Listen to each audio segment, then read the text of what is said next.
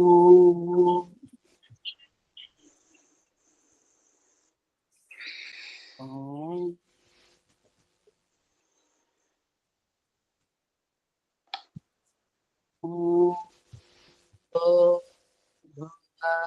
స్వః తత్సవితుర్వరేణ్యం భర్గో దేవస్య ధీమహి ధియో యో నః ప్రచోదయాత్. అసతో మా సద్గమయ తమసో మా జ్యోతిర్గమయ మృత్యోర్మామృతంగమయ. సహనావతు సహనౌ భునక్తు సహ వీర్యం కరవావహై తేజస్వినావధీతమస్తు మా విద్విషావహై. ఓం శాంతి శాంతి శాంతి. నమస్తే అందరికీ. అందరికీ నమస్తే. మనం నిన్న తే ప్రతి ప్రసవ హేయాః సూక్ష్మాః అంటే నిరంతరము ధ్యానము చేయడము వలన మనలో ఏమవుతుంది, ఏదైతే అవిద్య ఉందో, అస్మిత ఉందో, రాగము, ద్వేషము, అభినివేశము, వీటిని మనం తెలుసుకోగలుగుతాము, నియంత్రించుకోగలుగుతాము అని గత సూత్రంలో మనకు తెలియజేశాడు ఋషి. ఈ రోజు ఏమంటున్నాడంటే స్థితానాం తు బీజ భావోపగతానాం. సూత్రం ఏంటి రోజుది? స్థితానాం తు బీజ గతనాం అంటాడు. అంటే ఇప్పుడు మనం రెండు పాదాలని నెమర వేసుకుంటూ ఉండాలి. ముందుదేంటి? సమాధి పాదం. అక్కడ అష్టాంగ యోగము చెప్పాడు, ఈశ్వర ప్రణిధానం చెప్తున్నాడు, సవిచార సమాధి చెప్పాడు, నిర్విచార సమాధి చెప్పాడు. సవిచార సమాధిలో ఏంటంటే మనస్సులో ప్రకృతి వాసనలు ఉండవు, కానీ భగవత్ నామస్మరణ, భగవత్ స్తుతి, భగవంతుని యొక్క గుణకర్మల చర్చ ఉంటుంది. అది సబీజ సమాధిలో. నిర్బీజ సమాధిలో అసలు చర్చ ఎక్కడ చేస్తాం మనము? మనస్సు, బుద్ధి ద్వారా ఈ చర్చ జరుగుతూ ఉంటుంది. కనుక ఏమంటున్నాడు అంటే ఈ చర్చని కూడా మనము ఆపివేసి ఆత్మ సంకల్ప శక్తిలోకి మనం వెళ్ళగలిగే స్థితి నిర్బీజ సమాధి, నిర్విచార సమాధి అనేది మనం వెళ్ళాం. ఇది ఎవరికి సాధ్యమవుతుంది అంటే ఏమన్నాడు? ఎవరి చిత్తమున సత్వము అత్యధిక ప్రకాశముగా ఉంటుందో, ఎవరైతే అష్టాంగ యోగమును పాటిస్తున్నారు, అనగా ధన విషయములో కానీ, వ్యవహారములో కానీ, సత్యాచరణ కానీ, ప్రతిది కూడా చాలా జాగ్రత్తగా ఆచరిస్తున్నారు. మిశ్రిత కర్మలు చెయ్యట్లేదు, మిశ్రిత జీవన విధానము లేదు, అత్యంత సత్వం ఉంది. ఆ సత్వస్థితిలో మనస్సు ఏకాగ్రతగా ఉంటుంది. అప్పుడు ఆ ఏకాగ్రతలో పరమాత్మని యొక్క స్థుతి చాలా సబీజ కంటే నిర్బీజంగా జరిగిపోతుంది అన్నాడు. ఇది శ్రేష్ఠ ఆత్మల యొక్క స్థితి. వేషధారణ, ఆశ్రమ వ్యవస్థ, మఠ వ్యవస్థలో మనకు చాలా మంది గురువులు కనబడతారు. మనము అటువంటి గురువులను చూసి వీళ్ళు మఠములో ఉన్నారు, వీళ్ళ వేషధారణ ఎంత బాగుందంటే వీళ్ళ యొక్క చిత్తము చాలా సత్వముగా ఉందన్న భ్రమలో కూడా మనం ఉంటాం. ఎందుకంటే ఇప్పుడు ఒక ఆవుని గుర్తుపట్టాలి అంటే ఆవు యొక్క లక్షణాలు మనకు తెలిస్తే ఆవుని గుర్తిస్తాం. ఒక మనిషి యొక్క లక్షణాలు తెలిస్తే ఈ లక్షణాలు గలవాడు మానవుడు. అలాగే యోగి లక్షణాలు ఏంటంటే చాలా సింపుల్ జీవితం, ఆశ్రమంలో ఉండడం, వస్తు సామాగ్రి ఎక్కువగా లేకపోవడం, ఈ విధంగా కొన్ని లక్షణాల చేత ఎవరి జీవన విధానం మనకు అగుపడిందో మనం వాళ్ళందరినీ కూడా యోగులు అనుకునే అవకాశం ఉంది. ఎందుకంటే వాళ్ళ వేషధారణ, వాళ్ళ వ్యవహారము, వాళ్ళ ప్రవర్తన, వాళ్ళ ఉన్నటువంటి ఆశ్రమ జీవన విధానం వల్ల ఈ భ్రాంతి జ్ఞానము లేదా ఈ విశ్వాసం కలిగే అవకాశం ఉంది. కానీ ఇక్కడ ఋషి అభిప్రాయము లౌక్య మానవులని దృష్టిలో పెట్టుకొని చెప్పట్లేదు. లోకులు ఏ చిహ్నాలతో తమ పరిచయం ఇచ్చుకుంటారు, లోకులు ఏ చిహ్నాలతో ఈ యోగులను గుర్తిస్తారనేది ఋషి అభిప్రాయం కాదు. ఇతనేం చెప్తున్నాడు అంటే ఎవని గర్భములో ముల్లోకములు ఉన్నాయో, మీరు ఇక్కడ ఇది కూడా తెలుసుకోవాలి, పరమాత్ముడు మూల ప్రకృతిని సామ్యావస్థకి మార్చాడు. చాలా జాగ్రత్తగా వినాలి మనం. పరమాత్ముడు మూల ప్రకృతిని సత్వరజ తమ పరమాణువులని ఒక ముద్దగా చేశాడు. కానీ ఆ ముద్ద వరకు పరమాత్మని సామర్థ్యం ఉంది, లేదనడానికి లేదు. ఆ తర్వాత ఎవరైతే వైజ్ఞానికులు ఉన్నారో, శాస్త్రవేత్తలు ఉన్నారో, వాళ్ళు ఆ ముద్ద నుండి ఇంకో పదార్థాన్ని తయారు చేస్తున్నారు. అందుకనే నేటి విద్యార్థులు వైజ్ఞానికులకు ఇచ్చినంత గౌరవము పరమాత్మని ఒప్పుకోరు. ఎందుకంటే దాంది కూడా పొరపాటు మనదే. మనము దేవుడంటే ఎవరు అంటే ఎవరిని చెప్తున్నాము? సృష్టికర్త, ఇలా మూల ప్రకృతి, వైజ్ఞానికుడు అని చెప్పం. ఇగో రాముడు దేవుడు.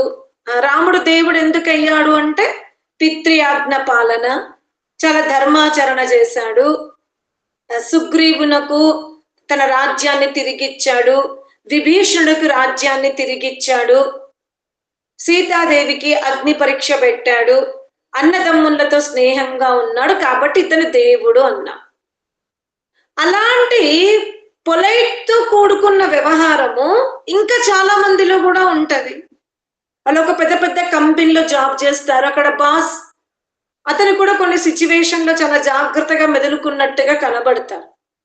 అప్పుడు వీళ్ళకి అనిపిస్తుంది, ఇప్పుడు మా బాస్ దేవుడా, ఇప్పుడు మేము మా బాస్ కి గుడి కట్టించాలా, మాకు ఎవ్రీ మంత్ ఇంత మంచి ప్యాకేజెస్ మేము గుడి కట్టించాలా అనే ఒక సందిగ్ధ అవస్థకి వెళ్తారు. అంటే నేనేమి రాముడికి వ్యతిరేకం కాదు. రాముడు ఆదర్శ పురుషుడు, చరిత్రవంతుడు, మర్యాదస్తుడు, ఒక మంచి మానవుడిగా మారాలి అంటే రాముడిని ఆదర్శంగా తీసుకోవాల్సిందే. అది దుర్గామాత అయినా సరే, శివుడైనా సరే, ఎవరైనా సరే, ఏ దేవతలైనా సరే, వీళ్ళందరూ మనకు ఆదర్శ దేవతలే. నేను వాళ్ళని ఎవరిని విమర్శించట్లే. కానీ సృష్టికర్త స్థానములో వీళ్ళని పెడుతున్నాం చూడు, అది వద్దు అంటున్నాను. ఎందుకంటే ఈరోజు మనము ఇంత సౌకర్యవంతమైన జీవన విధానం కొనసాగించుకుంటున్నాం. అది రవాణా సౌకర్యం కానివ్వండి, ఇండ్లు కానివ్వండి, వస్త్రాలు కానివ్వండి, ఫోన్, బట్టలు పిండే మిషను, బాసనలు తోమే మిషను, ఇవన్నీ కూడా వైజ్ఞానికులు తెలుసుకుంటున్నారు, మనకు జీవనాన్ని సరళంగా మారుస్తున్నారు. అంటే ఇక్కడ పరమాత్మంది ఏముంది అనే ప్రశ్న ఉంది. అందుకనే పరమాత్ముడు మూల ప్రకృతిని సామ్యావస్థగా మారుస్తాడు. అందులో నుంచే సూర్యుడు, చంద్రుడు, నక్షత్రాలు, గ్రహాలు, ఉపగ్రహాలు నిర్మాణం చేస్తూ ఉంటాడు. ఇప్పుడు వైజ్ఞానికుడు ఆ గ్రహ ఉపగ్రహాలను, పంచభూతాలను ఆధారంగా చేసుకుని ఇంకా కొన్ని వస్తువులని తయారు చేస్తూ ఉంటాడు. కానీ వైజ్ఞానికుడి చేతిలో ఈ జీవాత్మను ఇంకొక శరీరమును కూర్చోబెట్టగలిగేంతగా సామర్థ్యం ఎప్పటికీ రాదు. ఆ శరీరంలో ఉండే అవయవాల యొక్క మార్పిడి నేటి వైజ్ఞానికులు చేయగలుగుతున్నారు. చాలా పరిశోధన జరుగుతుంది. మంచిది ఈ పరిశోధన జరగాలి. మనము కూడా మన బుద్ధిని ఆ విధంగా సానబెట్టుకోవాలి. ప్రతిరోజు మనం కూడా మన బుద్ధితో కొత్త కొత్త విషయాలను తెలుసుకోవాలి. చాలా మంది మహిళలు ఉంటారు, భర్త నీడలో ఉంటారు, చిన్నప్పుడే వివాహం అయిపోతుంది, పిల్లలు పెద్దవాళ్ళు అయిపోయారు, వివాహాలు అయిపోయారు, వాళ్ళు ఇతరత్ర ఎక్కడెక్కడో వాళ్ళు వాళ్ళ జీవనం కొనసాగిస్తున్నారు. వీళ్ళ దగ్గర చాలా సమయం ఉంటుంది. వీళ్ళు అప్పుడన్నా పుస్తకాలు చదివే హ్యాబీ పెంచుకోవాలి, కానీ పెంచుకోరు. ఇంకో వేరే వాళ్ళ విషయాలను చర్చించుకుంటూ ఉంటారు. అంటే పరమాత్ముడిచ్చిన ఈ సదవకాశాన్ని, బుద్ధిని మనము ఏ వయసులైనా సరే జ్ఞాన విజ్ఞానం కోసం ఉపయోగించాలి. ఇంకొంతమంది మహిళలు ఎలా ఉన్నారు, భర్త వ్యసనపరుడు, ఆర్థిక వ్యవస్థ బలహీనంగా ఉంది, వాళ్ళ జీవితాంతం బట్టలు కుట్టుడో బీడీలు చేసుడో ఏదో ఒక పనితో ముసలి వాళ్ళు అయిపోతారు. కానీ ఎవరికైతే ఈ అవకాశం ఉందో వాళ్ళు కూడా దీన్ని ఉపయోగించుకోకుండా ఈ కిట్టి పార్టీలని, తీర్థయాత్రలని ఇలా సమయాన్నంతా వృధా చేసుకుంటూ ఉంటారు. ఇది మనం గమనించుకోవాలి. అంటే పరమాత్ముణ్ణి మనం ఏ విధంగా తెలుసుకోవాలి అంటే మన శరీరంలో ఉన్నటువంటి సర్వ అవయవాలను పరమాత్ముడే నిర్మాణం చేశాడు. అంటే అది కేవలం పరమాత్ముడే నిర్మాణం చేయగలుగుతాడా? మరి గర్భం నుంచి శిశువుని తీసి ఆపరేషన్ చేసి మళ్ళీ గర్భంలో పెడుతున్నారు. అంటే మీరు పరిశీలించండి, పరమాత్ముని ద్వారా ప్రదత్తమైన శరీరము, విజ్ఞానము ద్వారా నిర్మాణము చేయబడిన శరీరములో వ్యత్యాసం ఉంది. అది చాలా సూక్ష్మంగా పరిశీలిస్తే గాని మనకు అర్థం కాదు. ఇప్పుడు కిడ్నీలు ఫెయిల్ అవుతాయి.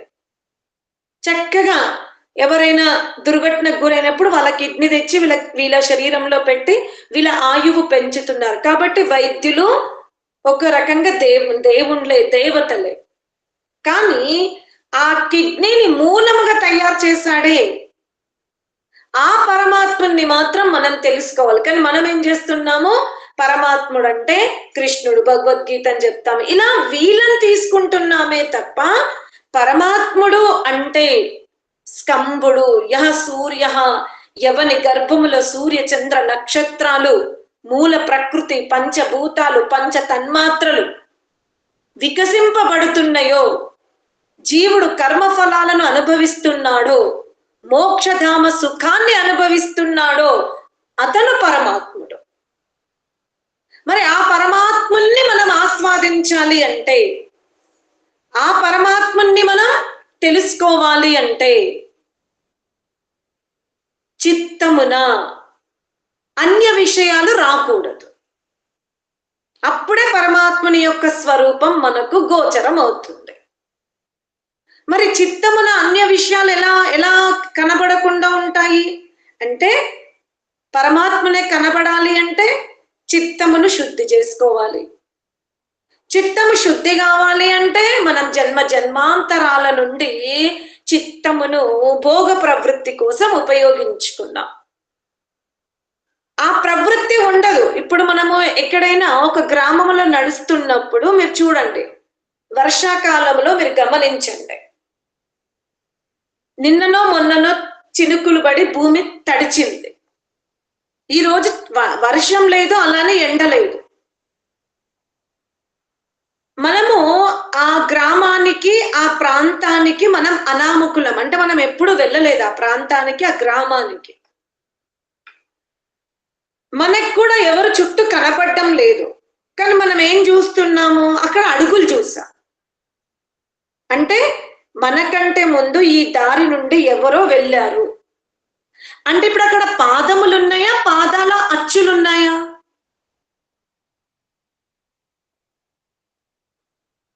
పాదాల అచ్చులు పాదాల అచ్చులు ఉన్నది, పాదములు ఉండవు.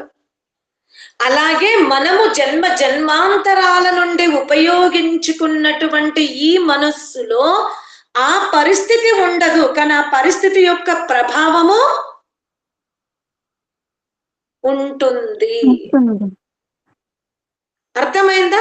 ఆ శబ్దాలు ఉండవు, ఆ శబ్దం యొక్క ప్రభావం ఉంటుంది. ఆ వ్యక్తులు ఉండరు, కానీ ఆ వ్యక్తులతో చర్చించిన సుఖపడ్డ భోగ ప్రవృత్తి ఇక్కడ ఉంటుంది. అందుకనే మనం పరమాత్ముని కోసం సమయం ఇవ్వలే, అన్య విషయాల యందు మనం సమయం గడిపాం. ఆ ప్రభావమే చిత్తంలో ఉంది. మనం పరమాత్ముని కొరకు గడిపి ఉంటే చిత్తమున పరమాత్ముని ప్రభావమే ఉండేది. మనము జ్ఞాన విజ్ఞానం కోసం ఈ చిత్తమును ఉపయోగించుకొని ఉంటే చిత్తమున ఆ ప్రభావమే ఉండేది. కానీ మనం దేనికోసం ఉపయోగించుకున్నాం చిత్తమును? రాగము, ద్వేషము, స్వార్థము, క్రోధము, లోభము, మోహము, మద వాత్స్యాలతో ఈ చిత్తమును ఒక కోటాన కోట్ల సృష్టిలో ఉపయోగించుకున్నాం.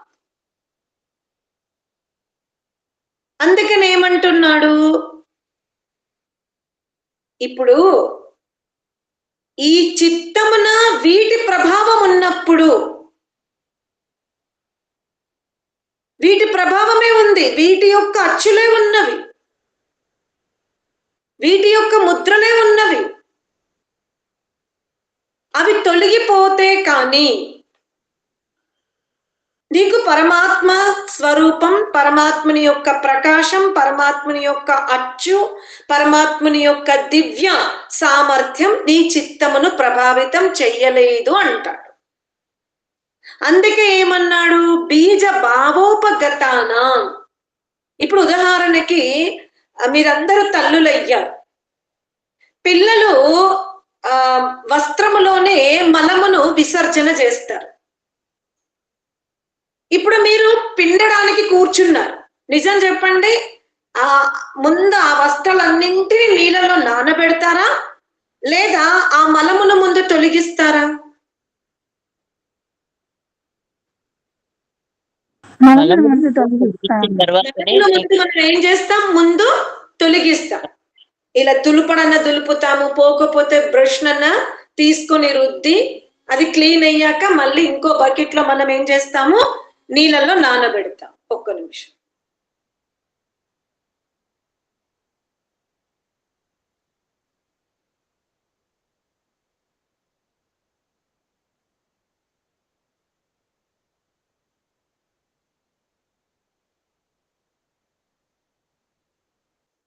ఒక్క 2 minutes వస్తాను.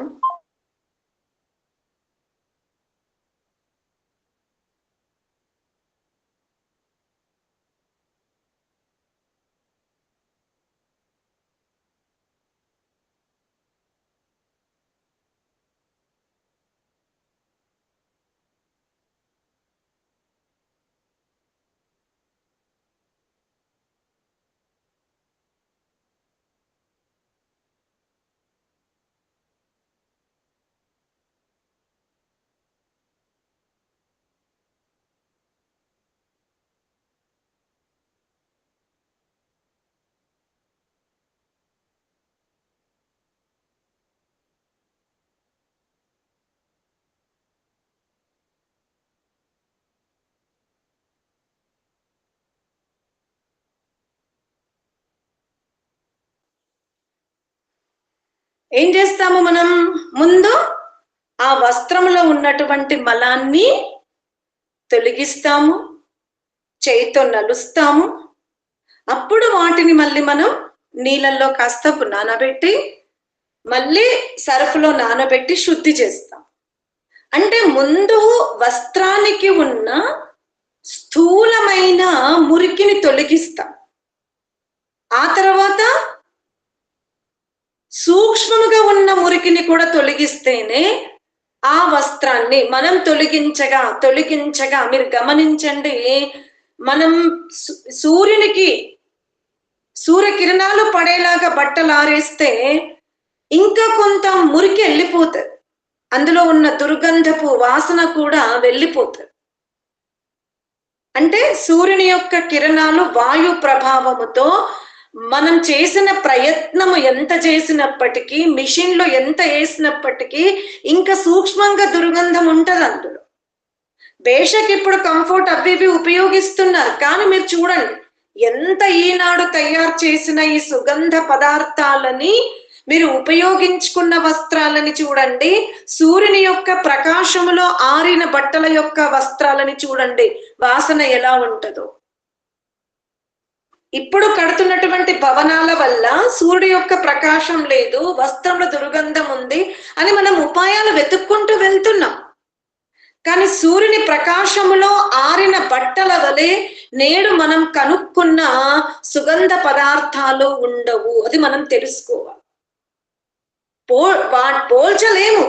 సూర్యుని యొక్క ప్రకాశమున, సూర్యుని యొక్క ఎండ బట్టల మీద పడ్డప్పుడు అందులో నుండి వస్తున్నటువంటి వాసన చాలా చాలా ఆస్వాదకరంగా ఉంటది. అటులనే ఇక్కడ ఋషి అదే చెప్తున్నాడు.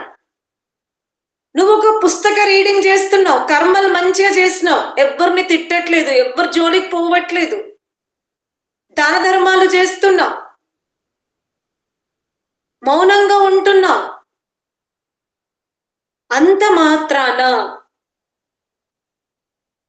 కర్మలు మంచిగా ఉన్నంత మాత్రాన, వ్యవహారం మంచిగా ఉన్నంత మాత్రాన నువ్వు శుద్ధి కావు. ఇంకా సూక్ష్మమైనవి ఉంటవి. ఆ సూక్ష్మమైన అవగుణాలు కూడా తొలగిపోవాలి అంటే ఇప్పుడు ఈ జన్మలో మంచి అమ్మ నాన్న గురువు లభించారు, అందుకే మన ప్రవర్తన బాగుంది, ధనికులుగా పుట్టాము, గురువు చెప్పాడు దాన ధర్మాలు చేస్తే పుణ్యం వస్తుంది అని చేస్తున్నాం. కానీ ఈ ప్రవృత్తి మన మనస్సులో లేదు. వాతావరణము వలన ఈ ప్రవృత్తి మనకు ఏర్పడింది. అది నిజంగా మనలో లేదు. తల్లి, తండ్రి, మిత్రులు, గురువులు, ఈనాడు ఉన్నటువంటి ఎలక్ట్రిక్ మీడియాను, ప్రింట్ మీడియా ద్వారా మనకు తెలుస్తుంది ఏంటంటే ఇలా మనం మంచి పనులు చెయ్యాలి, చేస్తున్నప్పుడే మనకు మంచి జరుగుతుంది అనేది తెలుసుకున్నాం. అది మన లోపల లేదు, కానీ ప్రభావం పడింది. ఇప్పుడు వీళ్ళు తొలగిపోయారనుకోండి, వీళ్ళు చెప్పేవాళ్ళు లేరు మనకు చుట్టూ, అప్పుడు మన ప్రవృత్తి మళ్ళీ ఏమైపోతుంది, గొప్పగా మారదు. అందుకనే మనం ఎప్పుడైతే ధ్యానం చేసుకుంటామో, ఎప్పుడైతే మనం మెడిటేషన్ చేస్తామో, అప్పుడు ఆ సోల్ మీద పరమాత్ముని యొక్క ప్రకాశం పడుతుంది, పరమాత్ముని యొక్క స్వభావ ప్రవృత్తి పడుతుంది, పరమాత్ముని యొక్క గుణ కర్మ స్వభావ స్వప్రవృత్తి ఆత్మకు ఏర్పడుతుంది. చిత్తంలో దీని ప్రభావం ఉంటుంది. ఎంతవరకు ఉంటుంది అంటే దీర్ఘకాలం ఉంటుంది. ఇప్పుడు మీరు నిన్న ఎండలో ఆరబెట్టారు బట్టలు, ఇవాళ వాటిని ధరించుకొని పొలం పని చేశారు, ఆవు పేడ తీశారు, కూరగాయలు కోసారు, అంతా ఒంటి మీద పడింది. అంటే మేము సూర్యునికి వేసాం కదా, ఇవాళ ఈ మురికి ఎందుకు వచ్చింది అంటే మీరు నవ్వుతారు, మూర్ఖత్వం అంటారు. అరే నిన్న వేసినప్పుడు శుద్ధమైంది, ధరించినప్పుడు శుద్ధంగా ఉంది, కానీ మళ్ళీ ఇప్పుడు నువ్వు మురికి ప్లేస్ లో కూర్చున్నావు, మురికి కావా అంటాం. అలాగే నిన్న ధ్యానం చేశాము, నిన్న ప్రభావం చిత్తం పైన ఉంది, ఇవాళ ధ్యానం వదిలేసాము, మళ్ళీ ప్రకృతి వైపు వెళ్ళాము, దాని ప్రభావం తగ్గుతుంది. అందుకే ఏమన్నాడు, మీరు మీ యొక్క క్లేశములు మొలకెత్తకుండా ఉండాలి, అవి అడ్డముగా నిలబడకూడదు, వాటి వల్ల విఘ్నము కలగకూడదు అనుకుంటే నిరంతరము మనం ఏం చేయాలి, అష్టాంగ యోగము ద్వారా ఈశ్వర ప్రణిధానం అంటే ప్రతిరోజు ఉపాసన చెయ్యాలి. అమ్మ మాకు చిత్తం నిర్మలంగా ఉండడం లేదు అంటే స్వాధ్యాయం అనే ఉపాయం చెప్పారు. ఏంటంటే ఇప్పుడు స్వాధ్యాయం చేస్తున్నంత సేపన్నా మనసు నిలకడగా ఆ బుక్ మీద ఉంటది, అన్ని ఆలోచనలు రావు. కానీ స్వాధ్యాయం అనే ప్రవృత్తి ద్వారా చిత్త ఏకాగ్రత ప్రవృత్తిని పెంచుకోవాలి. అంతే, నేను 9 గంటలు చదువుతా ఇక నా మెడిటేషన్ అయిందంటే కాదు. నేను దాన ధర్మాలు చేశాను, నాకు మోక్షం వస్తుందా అంటే రాదు. నేను కర్మలన్నీ మంచివి చేసిన మోక్షం వస్తుందా అంటే రాదు. కర్మలు మంచిగా చెయ్యాలి, స్వభావము ఉన్నతంగా ఉండాలి, చిత్తమున మురికి లేకుండా చూసుకోవాలి. అవి దగ్ధ బీజం అవ్వాలి. ఈ జన్మలోనే కాదు, ఇంకా ఎప్పుడు కూడా చిత్తమున ఇటువంటి ఏవైతే ఇక్కడ మనం చేసామో యోజనలు. చాలా మంది వేషధారణతో, వ్యవహారముతో, కీర్తి ప్రతిష్టలతో చాలా మంచిగా కనబడతారు, కానీ మనస్సు చాలా చాలా విభిన్నముగా ఉంటది. అందుకనే ఆత్మ కళ్యాణమును కోరువాడు లోక కళ్యాణము కాదు, సమాజ కళ్యాణము కాదు, కుటుంబ కళ్యాణము కాదు, శరీర కళ్యాణము కాదు, ఆత్మ కళ్యాణము కోరుకున్నవాడు, ఆత్మను దర్శించుకోవాలి అనుకునేవాడు, ఆత్మ స్వరూప స్థితిని సొంతం చేసుకోవాలనుకున్నటువంటి వాడు అష్టాంగ యోగమును ఆచరించవలసిందే. అర్థమైందా? అమ్మా, ఇంతమంది ఉపన్యాసం విన్నారు, మరి వీళ్ళందరూ మారారంటే వాళ్ళకి ఆత్మ కళ్యాణం అనే కోరిక ప్రధానంగా లేదు. వాళ్ళ ఆశ్రమంలో ఉన్నా సరే, గృహస్థంలో ఉన్నా సరే, వేదిక మీద ఉన్నా సరే, ఆత్మ కళ్యాణమును కోరుకున్నవాడు మోక్షగామి తన చిత్తమును సత్వముతో, తురీయ స్థితితో శుద్ధి చేసుకుంటూ వెళ్ళిపోవలసిందే. ఇదే ఈ సూత్రకారుడు చెప్పే ప్రయత్నం చేశాడు. ఓం శాంతి శాంతి శాంతి.